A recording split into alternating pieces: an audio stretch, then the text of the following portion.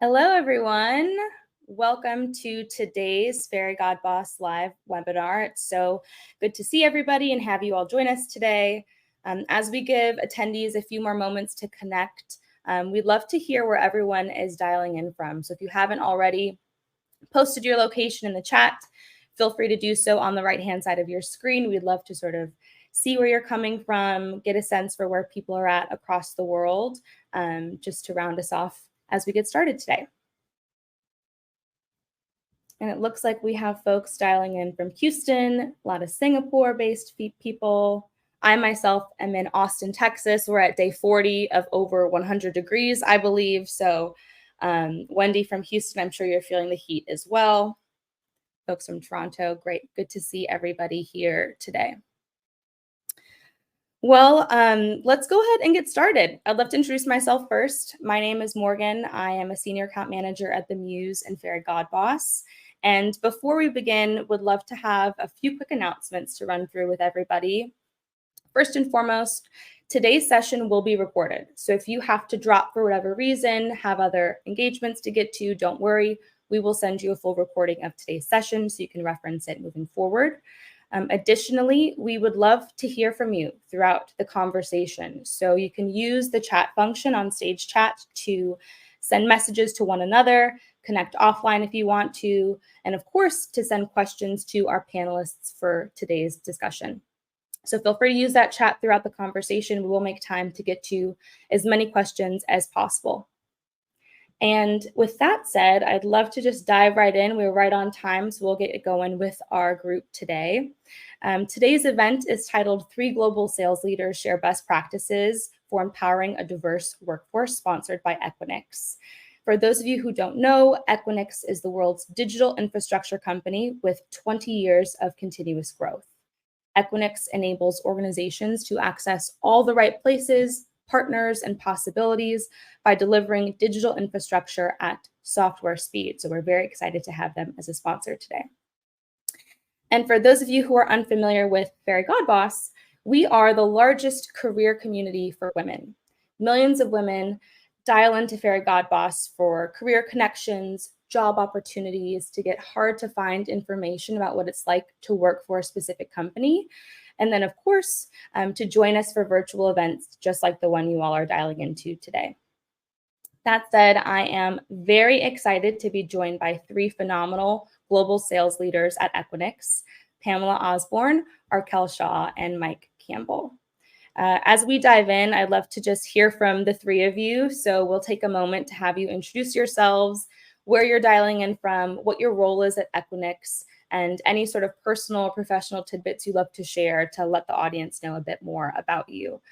Pamela, we'll start with you. Arkell will go to you next, and then Mike will wrap us up this afternoon. Hi, I'm Pamela Osborne. I'm currently Vice President of America's Field Sales here at Equinix. My territory covers the Northeast, and today I'm joining you from Washington, D.C. I think something to know about me personally, I'm a mother of a son. I've been in this business for about 34 years, 35 years, 36 years. I'm aging myself, but yes. And, it's a joy, and working here at Equinix has been a joy. So I'm happy to be able to share that with others who've joined in today.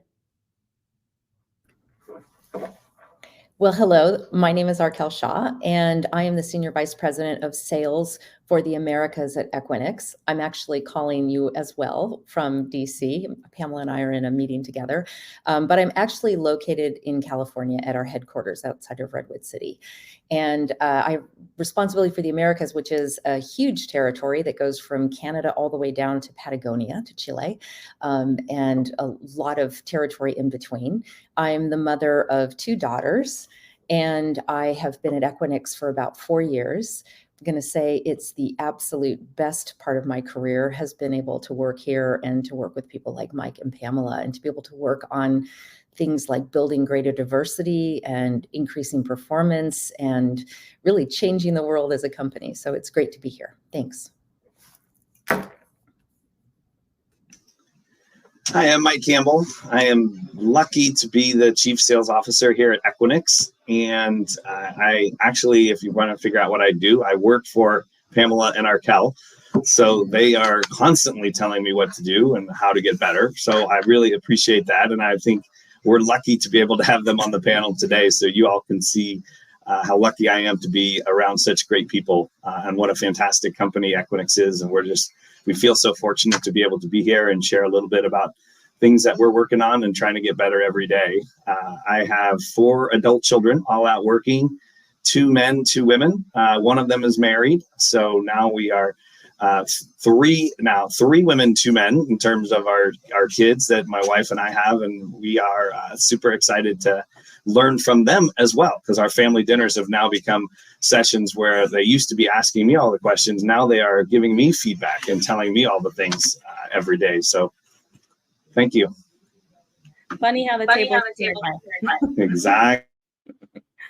Great. Well, thank you all for those intros. Again, we're very excited to have the 3 of you here today. For those of you who are attending and just tuning in, you haven't missed very much. We just did some introductions with our 3 panelists, Pamela, Arkell, and Mike. And as a reminder, feel free to ask questions in the chat function. We will get to those throughout today's discussion. And then, as I mentioned earlier, this session will be recorded and sent out to all registrants. So don't worry if you miss anything or have to step away from your computer for a moment in time. That said, I think it's time to dive into some questions. So first and foremost, to begin with a very loaded question, but I think you all will have some great responses for the group here.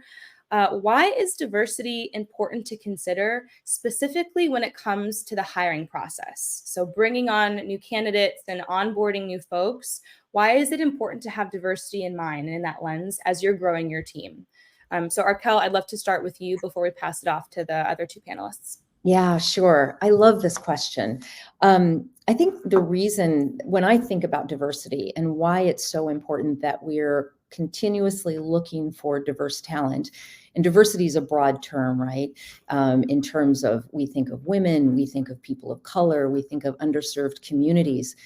At Equinix, we also think about different backgrounds. We think about people who come from different communities. We think about people who learn differently and whose experiences are different. And the reason that that's really, really important to us is that we work in technology. And part of our job at Equinix is to anticipate what the future is going to look like and what's going to happen in the future, and to really deliver a platform and set of services that enable our customers to lean into the future and to transform. And so if we were to do that with the same set of people, I'll use myself as an example, if we were depending on what I've learned over the last 30 plus years, that probably isn't necessarily the richest perspective on what the future could potentially hold. It's really working in a vacuum, as I call it. And so in order for us to be able to anticipate the future, to understand the changes that are happening in our society, to understand what our customers are trying to do and to how they're trying to serve their customers, we have to come at it with a diverse perspective. And that diverse perspective comes through bringing people on board who can challenge us to think differently, who help us to see the world as it's transforming. And whether that's somebody who has worked in a particular field, who comes from a particular community, or perhaps because they are of a different age, they look at something different, pulling that group together and building a team that can then look at problems and look at opportunities helps us to really get a very broad perspective on things. And it challenges us. And that's what working in technology is all about. It's challenging us to create a better society, to create better capabilities to serve our customers. And so that's how I think about why diversity is so important in our hiring process. Yeah, that's fabulous. Thanks, Arkell. Pamela, anything you wanted to add to that as you think about hiring new talent to help diversify your workforce and keeping that diversity lens in mind? Well, I think that Arkell mentioned probably everything that's important in that space, but particularly we're having different conversations in different ways. And I also think about diversity of thought. Not everybody needs to have a business degree or to be in sales. In fact, a lot of times it's helpful to have folks that are creatives and really look at the big picture and maybe how we can go to market differently, or how we should be thinking about a certain segment of our business. Maybe it's entertainment. We may need people who can speak that language to our customers specifically, or to financial services, or to public sector. So we've got to branch out more broadly and think differently about how we're building our workforce. And honestly, it's just a lot more fun to have more diverse perspectives on the team. And it drives innovation, to Absolutely. exactly your point and Arkel's point. Mike, wrap us up here. Why do you think diversity is so important in hiring? Well, I think Arkel and Pamela pretty much said everything that I would have added. The one thing I would say is, across all of us, when we are thinking about it, is at the end of the day, like I'll give myself an example. I have 8 direct reports, 5 of them are women. And I can tell you 8 out of 8 of those people all got the job because they were the best person at that time that we were interviewing. It didn't have anything to do with any of their race or gender. It was, if we can get the right talent into our interviewing pool at the right time and have the right interviewers that show diversity that's already here, we're going to have the best people attracted, and then we have the best pool to be able to pick from. And that's really what we want to do. You want to hire the best candidate. And in many cases, what I felt like we had been doing years ago was just limiting by where we were actually recruiting from and where we were getting talent. It was just limiting the scope of who we could put in there. And now we've expanded that dramatically, using partners like Fairy Godboss as different sources of bringing in other talent. And now we're just trying to hire the best that we can. Yeah, that's great. It's knowing that you can leverage so many different platforms to find the best talent. Doesn't come from one area. To your point, Pamela, it could come from creative industries. It could come from different industries outside of tech that are driving innovation and moving things forward. So once people are hired, right? Once you hire this diverse talent, they're here, they're helping build a fantastic culture at Equinix. How do you and your teammates ensure that diversity, equity, inclusion, and belonging, right? That fourth piece there, remain a priority in your team's ongoing work. So not just at the start as people are onboarded and interviewed, right? At the beginning of their journey at Equinix, but throughout their entire time with the company. How do you really ensure that that remains a priority? And Pamela, let's start with you for this question. One of the ways that we do that inside of Equinix is that we've built employee resource groups that really bring together and support folks as they come into Equinix. So whether you're a Gen Z person coming into the team, or you want to share about your faith and you want to have a safe community to be able to do that, we've got all of that here at Equinix, and it really lets you bring your full authentic self to the workplace every day. You don't have to hide parts of yourself. You can share that. It influences the environment and the safety that you feel, but it also puts a different lens on how we decide we're going to build our solutions and our platform. Why are those things important for certain areas of our communities? And it also, the one thing that I've loved about Equinix coming in is that our commitment to the community, the communities in which we live and serve in, we pour into, we volunteer into, which also puts our folks out there so that they can see the best of Equinix as well, which then attracts more people to want to be here. I love that. Mike, what do you think about how you ensure DEIB? Well, I think Pamela hit on a really good point, which I don't know that everybody is aware of, which is inside of companies, and Equinix isn't the only one, because we have a lot of our partners and other customers that we work with on this, but we have created belonging groups where people can select to be a part of, and you don't necessarily, you can also get into those groups as an ally, right? And so we have a fantastic women's leadership network that Arkel is one of our executive sponsors on, and she runs that group, but I am a part of it because of being an ally, and all of those groups are very inclusive. We have, a lot of things we think about. We have Pride Connect, we have Black Connect, we have Vet Connect, Pamela mentioned Faith Connect. There's a whole bunch of different groups, and these groups are created not because somebody at an executive level says, let's go create it. It's people in the company have said, we want to start a group And here's why we are going to be here. And anyone who wants to be a part of it is welcome. And so they're all groups that have started from employees. Doesn't matter what your level, it's not anything like that. It's just whoever feels passionate about wanting to share some of the things with other people that things they have in common with. But the best part about it is that allies are welcome to actually and encouraged to be a part of it so that everyone can learn and just be a part of the group. So I think that's really a strong thing that makes it's not just when we hire folks that you'd want the diverse talent, but you want them, everyone on board, to feel like they can be their best self. And groups like that really help. I love that. And it hits on, right, the balance of grassroots, people raising their hand and saying, we want this, we need this, and then recognizing there's the infrastructure from the top down to balance and to make that a reality for people. So thank you for calling that out, Mike. We do have an audience question, one that I'm very excited about. So I'm going to pivot for a moment here and read from our friend David. I'm curious how Equinix ensures that diversity and inclusion are incorporated into your sales strategies and how you measure their impact on performance and client engagement. So we just kind of talked about internally what Equinix is doing to build ERGs and community for diverse populations, but you all are sales folks. So what are you doing from a sales perspective to really ensure DEI is at the forefront of how you're thinking about sales impact and client engagement? Arkel, I'm going to turn this one to you for a moment.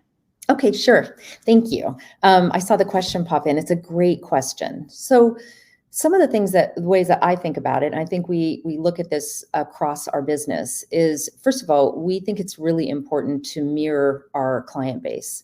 And as we've seen the technology, we sell most of the time to IT organizations, but we also sell to business owners. And we see that we need to mirror those clients. And so having people show up who look like the customer is a very important part of building a relationship, and the customer feeling like we're hearing and relating to them in a manner that's appropriate and that makes them feel good. And so we also think about, in terms of what we're selling and how we sell, and I think going back to what Pamela said, we cross a very broad segment of the Fortune 2000 and greater in terms of customer segments. So we have so many different types of companies that we're meeting with. So the diversity that we look for is this diversity in the talent, but also diversity of thought and an ability to bring in other ideas and to understand our customers' business and market segments so that we can better serve them. We can understand the problems that they're trying to solve for, the opportunities that they're trying to go after, and we can help them. So it's really understanding and building a diversity of how we think about our business and think about their business. So that's really important.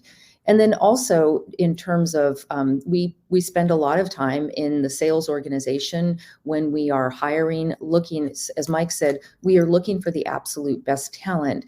And you can find diverse talent in the best of the best. And so making sure that we're applying specific tactics and an open lens, making sure that we have diversity even in how we look at the talent pool, and that we're incorporating multiple viewpoints. So we don't just have the sales organization sit on a hiring panel. We actually have our technical team. We might have our operations team. We might have people from our care organization, so that we are looking at a full view lens on the employee that we're hiring, because our sellers show up and they sell, but they also are responsible for a client experience and for representing our values, and engaging and collaborating across a very diverse set of employees at Equinix, because as we say, it takes a village to make anything happen, and we know the importance of that collaboration, and it's part of our culture to work that way. So we assure that we're creating that diversity in how we hire, look at our employees, and how we work together, so we keep an open mindset and can really work well as a team. I love that. Thanks, Arka. I think what I'm taking away from that is it's a holistic company-wide initiative to ensure that the sales team, which is one piece of a huge puzzle, is well equipped to meet the customer where they're at, and to ensure that onboarding experience and account management experience, the full cycle, is as comprehensive as possible, with diversity at the forefront of that lens. Exactly. Mike, did you have anything to add to that question in terms of how sales strategies really think about diversity and inclusion? I guess the only thing I would add to, I think Arkel covered everything really well. I think the only piece I would add to it would be maybe just making sure that when we are talking to our customers, that we are engaging all of the different folks who might have, so we get diversity of thought in those meetings. And Arkel mentioned how we have the different groups represented when we do a sales strategy session. We actually also have people included in those teams, which are coming from different backgrounds, which have different beliefs and different thought processes, just so that we can get the best ideas out there. And so we are not having the best ideas just to help ourselves. We're actually trying, our whole goal there is to help our customers and our partners get better. And so we actually, for the same reason we want to hire diverse talent to bring in diversity of thought, we actually want that in terms of how we engage with them and how we are working with them in terms of how we are presenting ideas and how we're strategizing with them about what they want to do. So just making sure that the teams that are representative of that include different folks from all different kinds of gender relationships, race, et cetera, so that we get the best diversity of thought. That's great. Thank you. I'm going to move along back to some standardized questions, and we'll jump back to audience questions in a bit. But I do want to speak specifically about hiring women at Equinix. So obviously you've partnered with Fairy Godboss. Your team has expressed and demonstrated a diverse and really meaningful interest in helping develop women talent at Equinix. But I'd love to hear from Pamela and Arkel around what are you doing to ensure you're attracting diverse candidates, particularly women talent, in a market that's highly competitive, right? In an environment where women are still stretched beyond belief and managing a lot at home and at work. You both are working mothers. So I'd love to hear what particularly Equinix is doing to stand out from the crowd and bring in talented women to help grow the company. Pamela, we can start with you here. Well, one of the things that we're doing are events like this. I think that especially for young women, you have to see people in those roles that we're recruiting to, and that we've been able to have careers that have expanded many years. I think I can speak for Arkel on this too. When we came into this field many years ago, there weren't many people that looked like us doing what we do today. So it's important to go out and evangelize that message and make sure we're seen, and that once we are recruiting folks and we're able to get them on candidate slates and present them to other people within the company, show that they're just as qualified and able to deliver as anyone else. And then there's the third step of once you get them on board, you've got to surround them and make sure that they're embedded in the fabric of the organization so that they feel like they have a growth path here at Equinix. We've been able to do that very well. And once you're here, there's an opportunity to go do so many different things, right? If you're a systems engineer, or you can grow into a sales position. If you're somebody who's customer facing and care, you're not limited to just that. We're opening the door to take a chance. And we're finding that the people that we do that with are producing highly for us. So I think that talking about more, people seeing us be successful helps them to believe that they can do the same thing and they can come in and have meaningful, happy careers that support them wanting to be a full-time mom as you're working in this. There's that balance that you're able to establish. So I think I've always thought sales was a wonderful way to have both a really thriving, wonderful family that I can go spend time with, and have a really meaningful career that can help me support that family and the things that I want to do. So I think it's basically getting out there and showing that we're here. Yeah, the representation is a key piece there. Arkel, anything you wanted to add in terms of how Equinix is really bringing in talented female talent to populate the company? Yeah, I'll get very specific. When I got here, we did some things that were very specific, and Mike was an incredible ally in this. But really looking at, so first of all, having representation was important. But the second thing was we put things in practice, like we do require that you have a diverse talent slate. So if you don't have, people of color, and there's diversity, as I said, is very broad, but women specifically, potentially people with disabilities, people with different backgrounds. We will make you redo your slate. We will say, you know what, let's go back and let's see if we can't expand that pool. So that we do very specific things with that. Our employee resource groups are really important to our hiring process because they have so many networks that they're a part of. And so we lean heavily on them to help us advertise that we have openings, that we're interested in bringing in the talent, and assuring that we can create that diverse talent pool. I think another piece that that Equinix has done exceptionally well is sometimes for women, it can be really challenging because we show up and we can be so successful at what we're doing, but our paper doesn't look the same. The CV doesn't look the same as the men that you're competing with, or perhaps your route was a little bit different than maybe somebody else who didn't have to raise children, or maybe had access to an education that you didn't have access to, et cetera.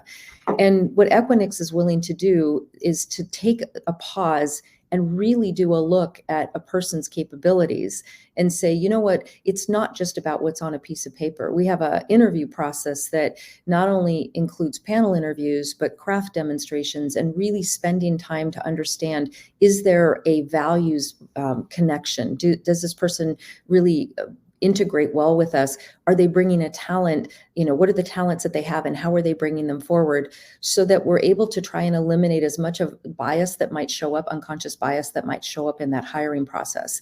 And that's really important because sometimes that, oftentimes that gives an opportunity to a woman that they might not have gotten before, because if you're just looking at two pieces of paper, it doesn't match up.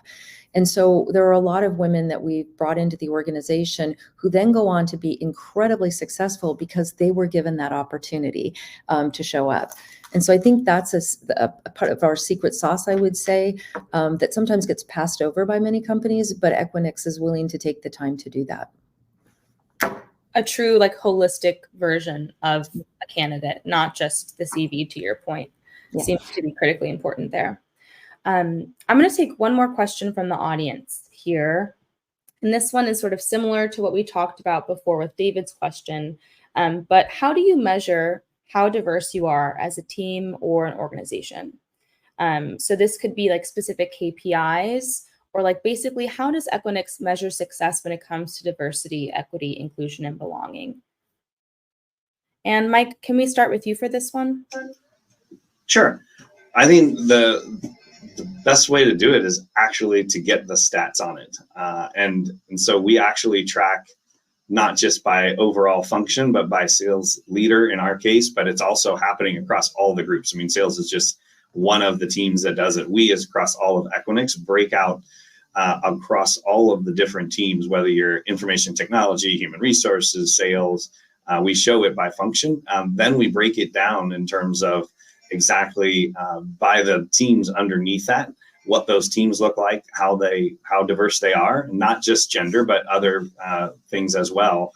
And I think that where we saw a lot of the most success in terms of actually increasing the diversity that we had was, and this is kind of, it seems like it's just a no-brainer, but I realized we weren't doing it as good as we could have, which is actually having a diverse interview panel.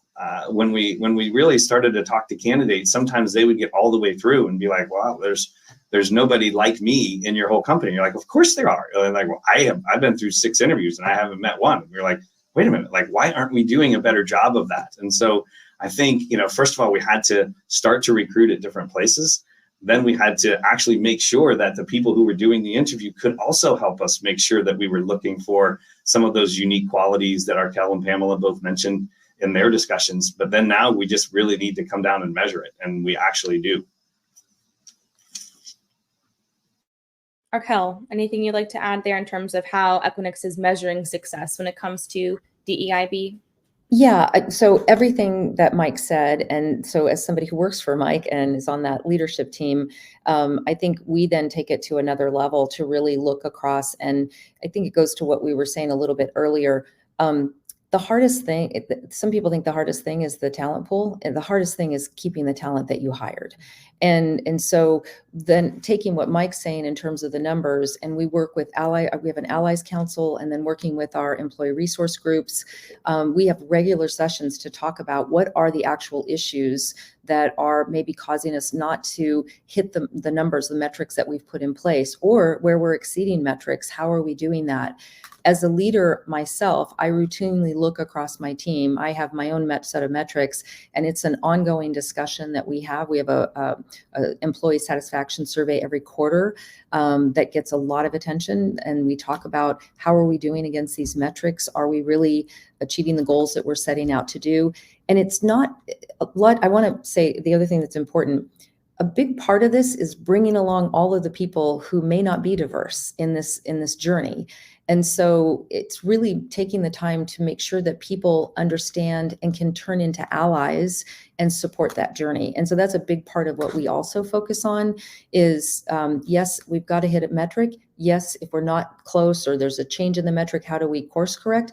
But also, how do we build a long-term, sustainable, diverse community that people want to come to work in and stay in?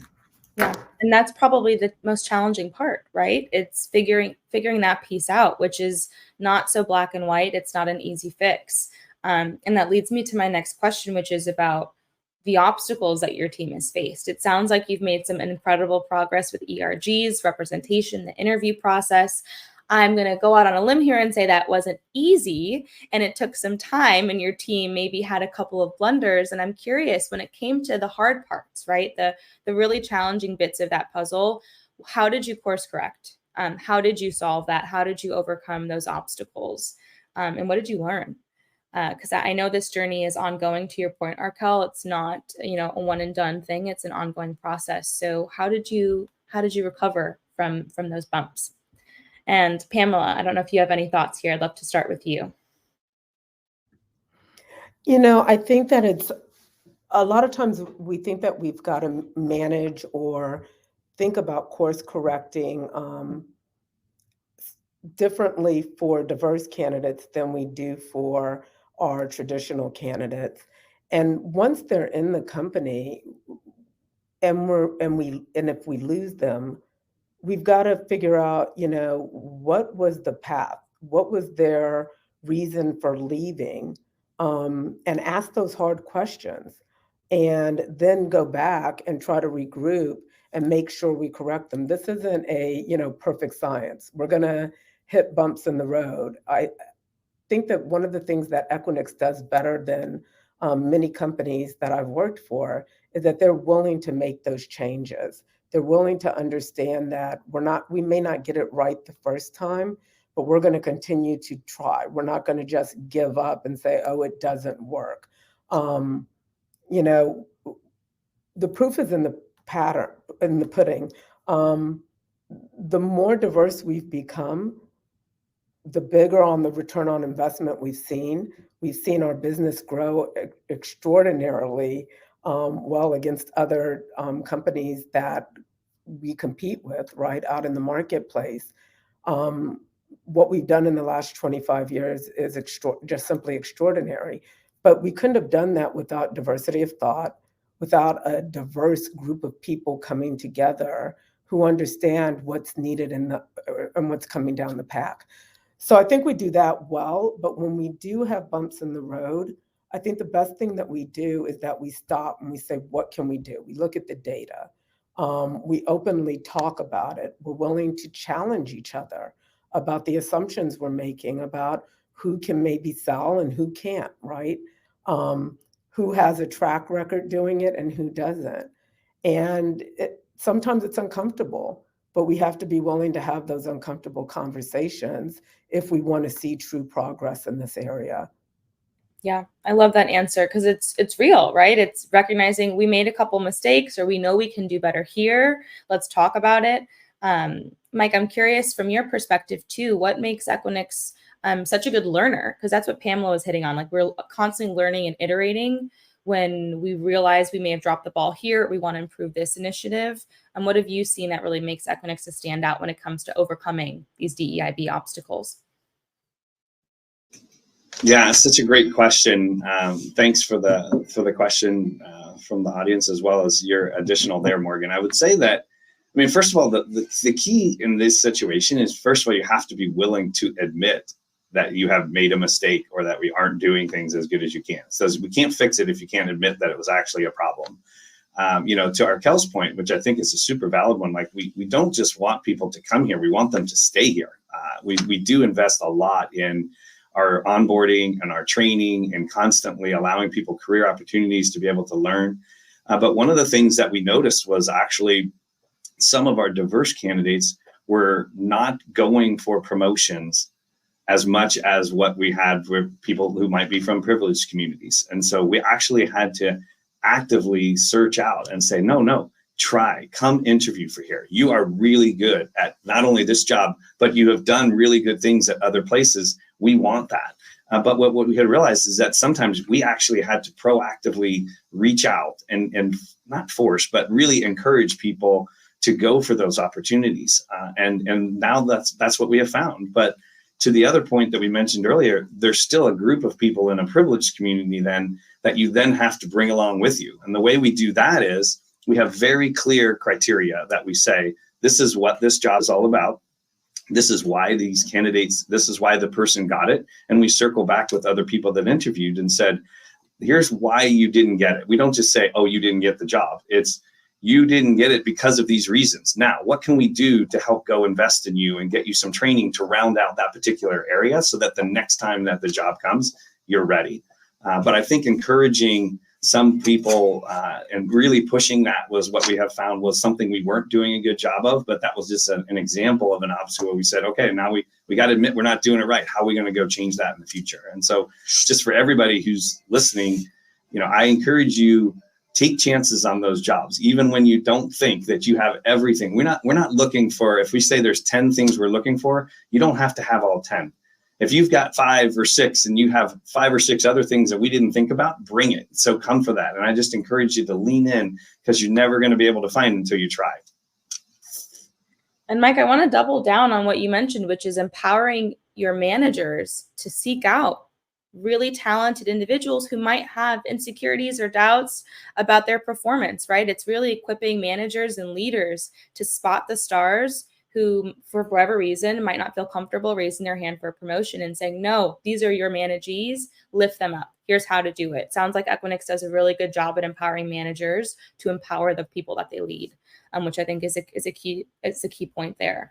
I want to move on to another quick question about, each of you have been in this industry for a very long time. You've all been committed to diversity, equity, and inclusion for decades as well. And I'd love to get some high-level tips for people who are tuning in, who are thinking about growing their sales team or whatever team they might lead, right?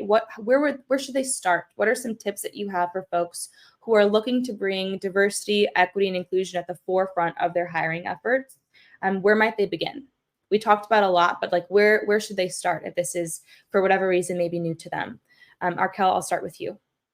Okay, a great question. Well, I think the first thing is a very personal thing, and it's to become very honest with yourself about why your team might not be diverse, because you've got to overcome that hurdle first. And it might be because you've acquired a team and nobody's diverse on the team. That's okay, because you want to understand the history there. And then the other would be maybe it's a personal thing. Maybe I think unconscious bias is one of the most important elements that we have to focus on as leaders.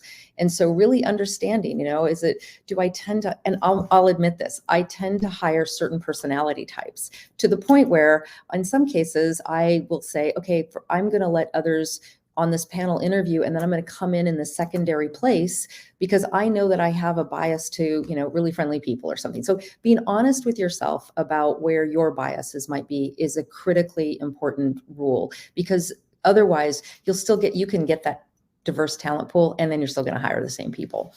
And so I think that's a really important first step. And then I think the second thing is go into it with understanding that, and I'll use myself as a white female. I'm going to be honest, I'm not necessarily pulling in as super diverse. When I looked through my LinkedIn early stages, I was like, wow, everyone looks an awful lot like me, right? And so, and also having spent years in technology, it either looked like me or it looked like white men, because that's who I had worked with. And so I literally set a plan together to say, how am I going to go about hiring diverse talent that's qualified diverse talent, right? Because I don't want to create an environment where my team feels like I'm now doing the diversity, inclusion, and belonging, so I'm just going to hire anybody, because that's not fair to the diversity that you're bringing in either. And so going out and talking to my friends, going out to to the employee resource groups, having really candid conversations with people who could point out my personal bias and say, well, if you're really serious about this, then this is what you need to do in your hiring process. Let me guide you, became really important. And those resources looked like people like, maybe going to somebody I work with like Pamela. It meant going to an employee resource group, reaching out to people that I knew and saying, can I get some time with you? Or you've been really successful in this. Help me understand how I go about doing this. So that you can build your own personal roadmap that you're very committed to. Again, I can't underscore enough the issue that we all have with unconscious bias, and really getting in tune with what that unconscious bias is to allow you to be more open-minded and really clear on the talent that you want to bring in. Yeah. Sounds like a lot of introspection is needed at the start, right? A lot of internal work. Where are my biases? Who do I trust to point them out if I can't spot them myself? And equipping yourself with a good group of people who can help lift you up and course correct you if you need it along the way. Yeah. And one other thing I would add to that is I think being clear on going back to what we talked about a little while ago, which is if you pull together a diverse pool and then you apply the same lens that you've applied for the last 25 years, and even your job description, we have gone through at Equinix, we've rewritten every job description, because I remember when I was looking to hire a VP and I looked at it and said, wow, this person needs to have 15 plus years at this level. Wow, and they needed, the way it was written, it was a very specific person that was going to get hired. And so throwing that out and saying, I really need to apply a different lens to this, I think is a really important element of that. Pamela, anything you want to add in terms of where should people begin if folks are interested in just starting to think about DEIB in their hiring practices? I know Arkel covered a lot, but if you have anything to add, please do. I think the other place that we also need to put some time in and some energy in is talking to our recruiters. That is such an important place to go. They're going to be your eyes and your ears for candidates, right? And if you don't kind of level set with them, what your criteria is, what you're looking for, that can be a road stop, right? It can be a block in the process there. And the reason why I say that is, especially with women and people of color as well, we come into roles thinking we've got to be 100% qualified for the role before we're even ready to apply, right? So if we have a recruiter that's just taking in and not really looking out, we're going to miss a whole lot of people that can come and grow with us. I don't necessarily want somebody who knows everything about the job that they're going into. I want somebody that's hungry about learning and getting to know a new part, and to be able to put something else in their toolkit of skills, right? So that's another part, is really spending the time with your recruiters when you're looking for a new job or a replacement, or you're building that talent pool. Be very, very direct on what you're looking for, what you're willing to be open to that maybe you're not even thinking about, and not to push away candidates that maybe don't, like Mike said earlier, don't hit all 10 of those things. And then the other thing that I encourage people to do is to keep a bench. If you have 2 great candidates and you can only take one, stay in touch with that second candidate. Somewhere down the line, there's going to be another opening. Build that relationship with that candidate that maybe you didn't pull in. And when that next role is available, you're ready to put them into that role. Or if they're not ready to come, maybe because they've enjoyed the experience, you've showed areas that they need to work on, they're willing to introduce you to somebody else that may want to come into the company as well. And that's how you build your bench. I love that, building a bench. It doesn't end with one person. You heard me. Can I add one thing, Morgan, to what Pamela was saying, which I think is really, when we think about tips, and I saw Nina had a question in the comments, which was about being overqualified. I really want people to realize that, like, we so many times we're focused on what we think is at the beginning of the career, but many women have been very, very successful earlier in their career, but have to take time off or want to take time off, or just because of a certain situation, take time off. You can come back. We want you back. Okay. There is no such thing as being overqualified in a lot, not just in sales, but a lot of the positions. And so if that is you out there and you're listening, please apply, because we want people who have had great experience, no matter when it was in your career. Even if you decided to take a different path and you decided to do something different, if you want to come back into whatever things that really makes you happy and that you have passion about, just make sure you do it. Thanks for adding that, Mike.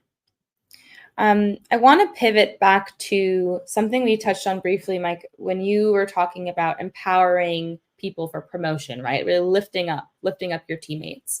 And I'd love to hear a bit more about what Equinix does, what leadership at Equinix does to really play a part in promoting this culture of diversity and inclusion, right? You are 3 sales leaders. You all clearly are models of what allyship and support and strong managers can look like in the workplace. But I'm curious, what are other leaders doing at Equinix to echo and sort of emulate the good work that you 3 are doing? And how does your team ensure that all of the leaders are aligned on these values so it's a trickle-down effect throughout the organization? Mike, I'd love to start with you here. So, 2 things. One, I would say we talked a little bit about our employee resource groups. What we have with that is each one of the people across the executive staff has a group that they associate themselves with. And so the group then sees that top level executives still want to be a part of it and are encouraging them to do it, and to do it on company time and to be a part of it, which I think helps. But what I think is one of the really cool things that happened at Equinix is there was a group of, had to be VP or SVP, senior VPs, that got together as a team on their own and created what's called the Allies Council. And these groups of people have gotten together, and they do, I think it's monthly now, meetings where they do, without anybody from the exec staff on there, by the way, they have created a team that said, this is what we need to focus on and what we think Equinix could be doing to do better. Each year, then they put together a letter that describes what those things are, areas that we feel like that we made some improvements, areas where we still feel like we haven't really stepped up. And that team has now gotten together. They originally thought, hey, let's tell the executives what we think. Now it's like, actually, we really like being together. And we're going to use this as a chance to bond and create trainings for our individual selves. So they have now gone out and brought in speakers for their monthly meetings, where they have external speakers coming, telling them how to do better. And then they share that with all the rest of the teammates and colleagues across all the different departments. And it's not just sales, it's representative of all the different groups. And I just really think that was a sign of, it started as a grassroots effort of people just saying, we want to make sure that the company knows we got to get better. And now it's become, but we actually kind of like being together and we feel like we can continually get better. So why is this a one and done thing? We're going to keep it going. And now that group has continued to grow, and it's one of our better attended meetings. When you look at people that are just always there, they don't want to miss that. They clear their calendar all the time for those meetings. That's exciting, right? Leaders really stepping up and showing that you can make a difference regardless of seniority level, demonstrating that it can happen at any sort of tenure at the company. Arkel, what have you seen when it comes to leaders really leaning into DEIB and being these representatives of these values? Yeah, there are a number of things that I see happening. Some of it is just really creating that culture. So I'm going to use Mike as an example, where when your leader leads and shows you that they're leaning into this and that it matters to them, it helps us. It helps your diverse your diversity to be able to be better, but it also helps people who might be unsure of themselves or unclear on what to do, to have a role model. So Mike, role models for everyone else, how to show up and how to be that ally and that support. And so it's a pretty open question for us in the company that gets talked about a lot. And so some things that we see in addition to the Allies Council work that's going on, I'll use HR as an example because I sit on one of the councils. When our HR organization does anything, our chief HR officer has a forum where she brings people from every different group in the function at different levels with different backgrounds to understand what we're rolling out from a program across the business. And it's not just here it is and we're going to roll it out. Did you like it? It's this is giving you a 1 to 2 year view, and all of it aligns back to our values and what we think of in terms of diversity and inclusion across the business. And so we try to live that every day. We also I think we do a good job of providing safe spaces for people if they're feeling like they want to lean into it more, or maybe somebody's seen something that isn't working well. So it might be that they can go to their manager. We've got different resources for them, but we also have an organization, a diversity and inclusion organization that provides a lot of forums for people that gives as available to come and speak, that provides coaching. And so it's a great resource to have, and it's a very safe resource for people to come in and say, I want to learn more. I recognize that maybe I've got to do more in this area. And then also as leaders, I think it's pretty uniform that we as leaders are constantly looking at that and working with our teams. It's certainly a part of the priorities that the Americas Sales Organization has. It's a part of the quarterly evaluation that each one of my leaders goes through with me. And I know that each of those leaders also, because we look at it and work with them, looks at it across their organization. Really embedded in the fabric of Equinix is what I'm hearing from both of your replies there. I want to turn to a couple of audience questions. One is from our friend Katie. Any guidance for companies on how to prevent women from leaving the workforce, whether they had a baby or feel like they're aging out of a career? I will pause there, and maybe Pamela or Raquel, any thoughts about that question there in terms of retaining women talent throughout their full career tenure? For me, I think that one of the things that's been most important is making sure that women are engaged and that their voice is being heard and that we're asking the question, right? And I think you can say that for women or for people of color, I should say. A lot of times women, we're conditioned to get the job done, to focus. We don't want to kind of, advertise what we've done or how well we're doing it or any of those things. And so sometimes when things aren't going well, we tend to suffer in silence. It's our role as a leader to go in and, check on our folks, make sure they're okay, give them a safe place to be able to have a conversation, even if it's one that you're not expecting or that it's difficult to hear, right? And I think that we've got to get really, really focused on making sure that we're training not only our top executives to do that, but everybody in the food chain that's managing people is to, not just push off the employee that's quiet as, oh, they're just silent or they're just introverted. Take the time to go and find out how they're really feeling, what challenges they're having. Some of them may be personal. Most of the time they may be work-related. And if you know about them, you can go and correct that for them or help them find help from somebody that can correct it. But I don't know if in the past we've done that as well as we should have. I think coming to Equinix for me, that is something that's done really well. As I shared, I'm just coming up on 2 years. I can't tell you from the top down, bottoms up, how many people just check on me and say, hey, are you still happy here? What can we do? And it means the world, especially when you're going into a new environment, to be made to feel like you really do belong and that you do matter is half the battle. So I think that that's the start of it, and then follow through. Don't just ask the question once.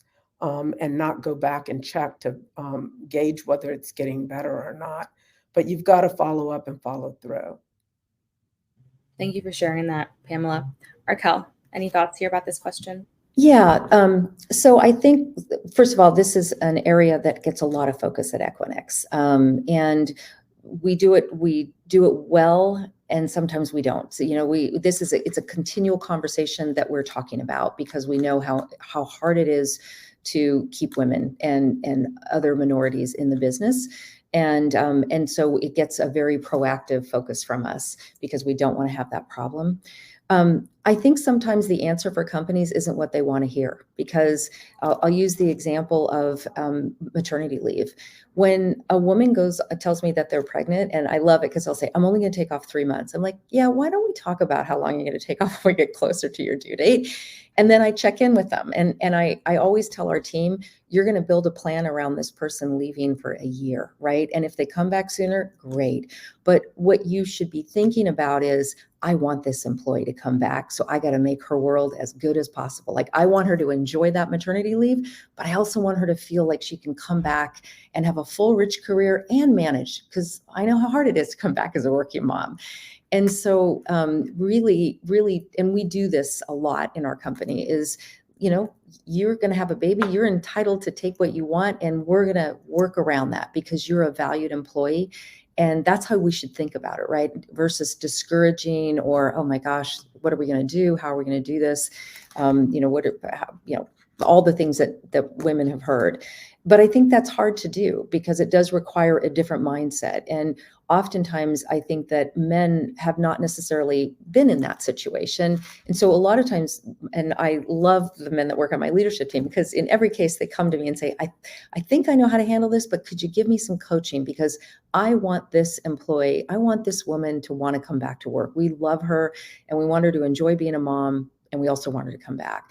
And so I think to what Pamela's saying, you've got to really make that investment, and you've got to value that is important, that moms who have babies are really important members of our community. And I think on the ageism thing that's in the question as well, I think it's really interesting, because women's careers take a lot longer than men's careers, because we don't get promoted as fast. And oftentimes we had to do 2 or 3, and I'm an example of this, where I had to take a couple routes around the block in order to get the CV that got me the job. And so we tend to want to work longer as well, because we haven't had the opportunity as early in our careers, and our earning power starts later in life. And so it's just difference that exists for women.